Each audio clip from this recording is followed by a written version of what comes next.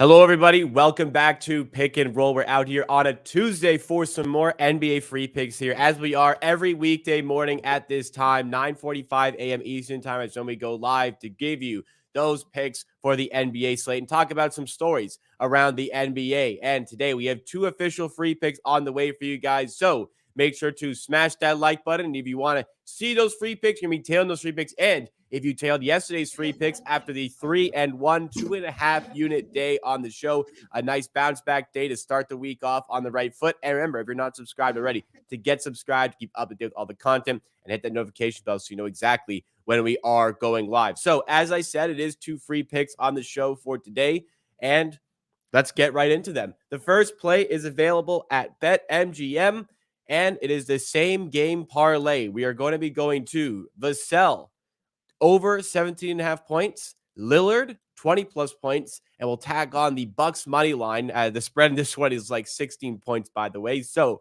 we get a little bit extra on the bet with the Bucks money line for minus 120 odds at BetMGM. And in the second play, we're also staying with the same game, but we're not going to be taking alternate lines. We are going to be going to Malaki Branham on his normal line here of 11.5 points, which is minus 115 at BetMGM. We're playing that over Malaki Branham. All right, two plays, same game. Pips, talk about what you're seeing matchup-wise in this game that you're liking and why we're going to be betting twice on this game. I mean, this is the highest total game on the slate, and Wembanyama being out for the Spurs, there's no way they stay competitive in this game, and I think the Bucks win easily. And with them being up so much, I don't think any defense will be played in this game. I don't think either of teams will care to play any defense. The first thing is Devin Vassell without Wembanyama, now the first scoring option. He's starting and he's great for mid-range and overall great pull-up shooter. So yeah, going it against the Bucks drop coverage and poor backward defense. Okay, just a second. We'll adjust the audio issues here. Sorry for everybody watching. We'll Pips will just fix quickly, and then we'll be right back into this first bet here. Sorry, guys. Yeah, it's still there. It's like when it's staticky. It's like when it's staticky, or as HCC in chat saying, it's like it's rattling here. Yeah, this one also is available at ESPN Bet for anybody looking over there. You can't get the 19.5 on Damian Lillard, but you can get a 20.5 on Damian Lillard for plus 120. So probably good to take that one as well if you want the higher number on the bet. But we're going to be tracking for the MGM line. Okay. Can you hear me now? Much better now. Yes. I just unplugged the mic. So Vassell going against the drop coverage, like he's one of the best pull-up shooters there, and he's pulling up from mid-range, he's pulling up from three. No Wemby, he's the first scoring option against Bucks drop coverage and poor backcourt defense. I mean, this is like the ultimate spot for Devin Vassell, especially in this. And last game, they even played some fourth quarter. I think he played like 5 minutes in the fourth quarter, down 30. So yeah, I mean, I think the Greg is looking at this game like we are going to be blown out a lot. So I need to play my guys at least some minutes in the blowout because I can't just sit them out half the second half every single night. Yeah, or else they'll never play. Yeah. So they are getting the run. So yeah, I think this one is like understandable why we are going to Denver, Lillard, and Bucks to win this one. Yeah, Vassell's a guy we went to a lot last season. He's just a player that you really like against drop coverages. Of course, that does apply to the Milwaukee Bucks as well. And I think that's funny. Like, blowout possibilities, of course, are always there.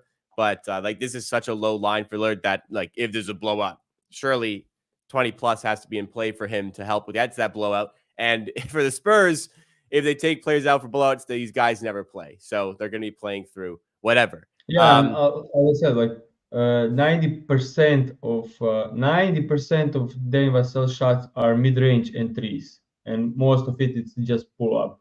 So Yeah. like perfect matchup for him. Yep, agreed. Let's go to that second play. It's in the same game here, and we are going to Malchi Branham on his point line. No adjusted points here, just a straight up 11.5 for Malchi Branham at minus 115. Talk to us about Branham's matchup against the Bucks. So last six, so he played 29 or more minutes in 4 straight games. He played pretty well, so Pop is trusting him with minutes. He scored last 6 games that he started. He scored double digits in all six, and he had the blowout protection. He played in every blowout game so far this season. Like if it's a blowout, he'll get the minutes. He'll close the game. So that's great for this highly chance of blowout. He's also scoring most with pull-up shooting from mid-range, like 25% of his shots are from the mid-range. He can make a three. He can get to the line. So I don't. He'll get probably Damian Lillard on him. So probably the worst defender on him with Damian Vassell out there and Keldon Johnson. So yeah, I just think like this is high scoring game. He's getting the minutes lately, and 30 minutes as a guard that can shoot mid range and pull up against the Bucks and the blowout protection. So if it's a blowout, he will probably be playing a lot in the fourth quarter, and he will then be the main guy. So if his minutes are for sure 30 minutes, yeah, 30 minutes against the Bucks in a 250-point game, being a good pull-up shooter is at 11.5 point line. Having 6 straight games with double digits scoring, I mean that just looks like a EV plus bet for me, and especially without Wembanyama, that's like 20 more field goals to go through other players.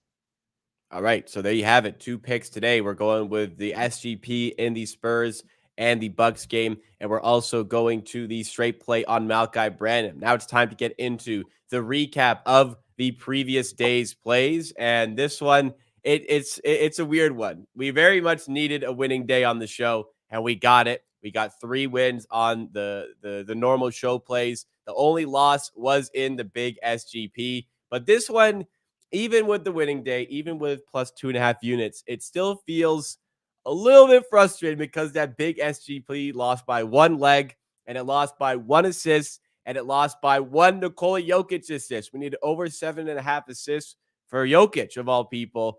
That is just absolute money at home, and we didn't get it. He ends on exactly 7. However, there was one specific play that you posted on Twitter here that you could make the case should have been counted as an assist.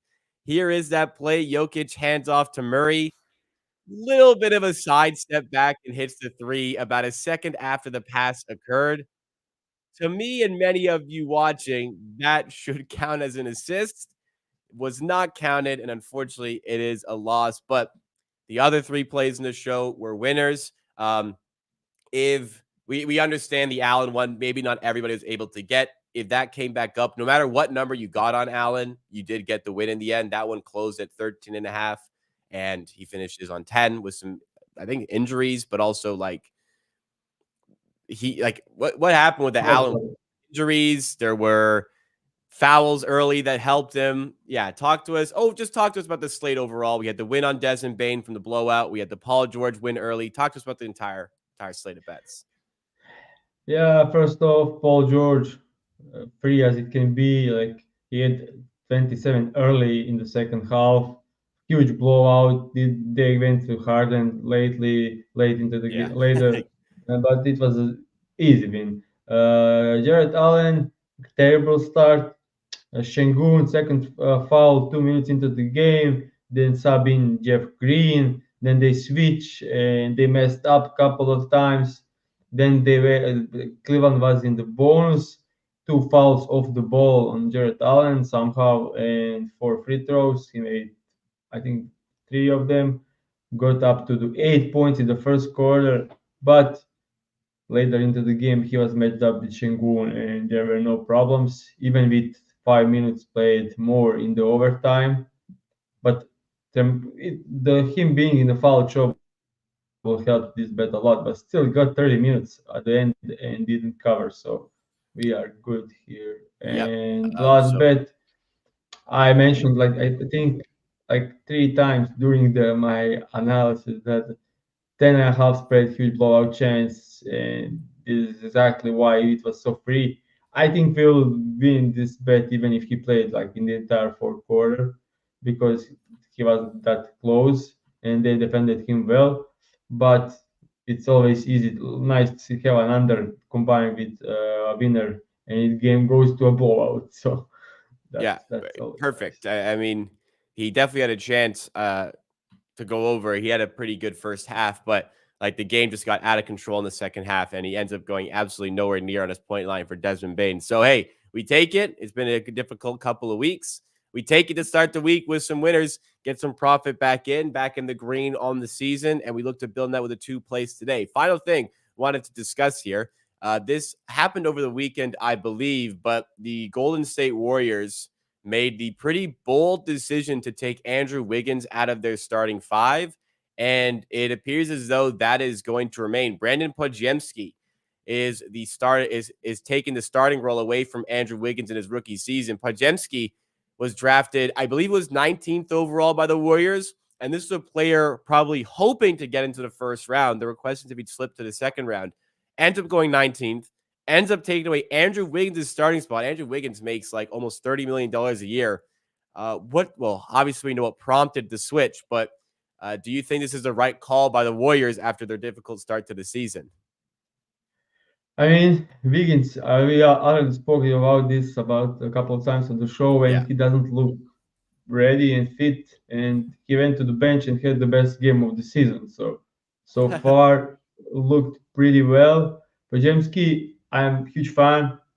He looked maybe not like a starter on a contender, but certainly looked great this season, and he has some tendency in his game to fit this team very well with his off-ball cutting and his playmaking, his shooting. So he fits there very well. But the thing I don't like about it is Pujemski, Chris Paul, Clay Thompson, Curry. I mean, like it's difficult. They are too small for most of their lineups. So that's the only issue with me. But Pajemski, like shooting 40% from the three, he can create, he can rebound very well for a guard. So like I like him as a player. I don't know what to think about these lineups, but we'll see how it goes moving forward. I mean, I have bigger issue with starting Kuminga. I'm not so. I mean, I like his offensive game, but his defense is poor, and his rebounding awareness is also not great. So I don't think I'm more concerned about Kuminga starting. Like, I like Kuminga as a player. I think he'll be a very good player. Uh, but starter, I don't know. I'd really like to see him on a different team where he kind of fits a bit better. I've always questioned if it's like the fit, if it's the player with Golden State.